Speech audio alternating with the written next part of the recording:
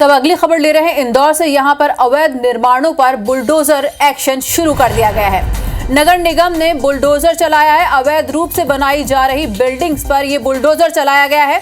4 पोकलिन की मदद से अवैध निर्माणों को तोड़ा जा रहा है। जिस तरह से आप तस्वीरें देख रहे हैं, बुलडोजर चलाया जा रहा है और अवैध निर्माणों को तोड़ा जा रहा है।